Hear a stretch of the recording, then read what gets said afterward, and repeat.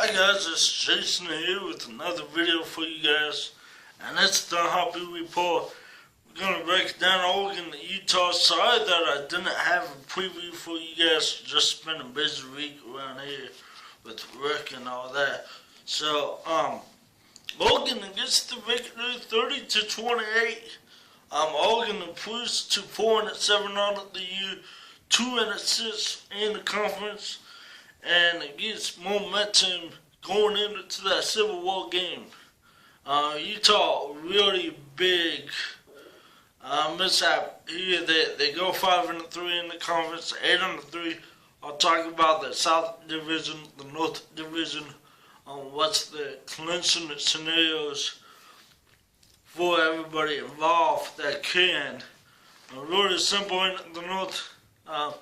Simple in the South too, but we'll talk about it. But let's talk about this game. Oregon, man, starting at 7-3, a big play.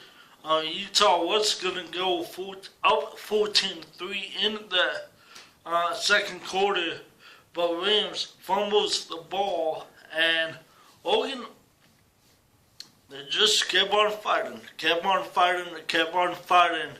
and it really gets big W on the road. Herbert, 30 out of 43, 342, 2 touchdowns, and no INTs. Freeman, 30 Ks, 1-29. Really, a really good game watching the ball for Oregon. 251 on the ground, and it's the first time in a couple weeks that Oregon rushes the ball for 200 yards. And that's really the difference. Talk about that every week. Third down's got to be the key. 9 out of 18, 50% on the third down. It's going to win most of your ball games if you do that. Oregon, Utah was 5 out of 12. Not great, but not terrible as well too. So, Utah had a couple of chances to put this game away. You would think when they went up 28-24, after the Williams pass, his, I want to say his second on the day, or whatnot. But Williams, Troy Williams from Utah didn't have a bad day. 20 out of 30, 253. Jay Williams, the running back, 23 catches, 149 on a touchdown.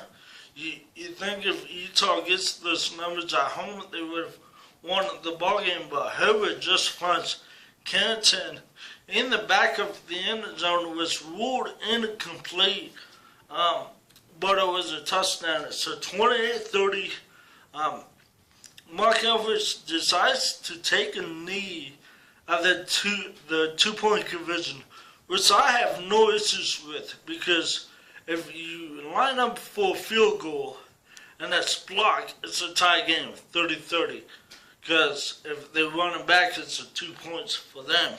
So I have no issues with that. Does this save Helfrich's job? Whew, that's a tough question. It really is. When Oregon played like the way that they played against Utah, against Cal, against Colorado, against Nebraska, all under one possession of games. I know you're 1-3 and one possession of games this year, but looking after those games, I say, yeah, he gets another year. This team's young.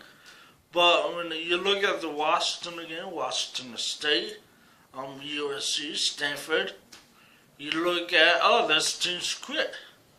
It's really, really difficult decision. I'll be happy either way if he gets fired, if he doesn't. But beating a ranked team on the road, probably his best signature win after the Mariota years. So, it's not my job to fire or keep the coach. Let's go to next week real quick before we get going. Oregon against the Civil War. I know they're 4-7 and 2-6.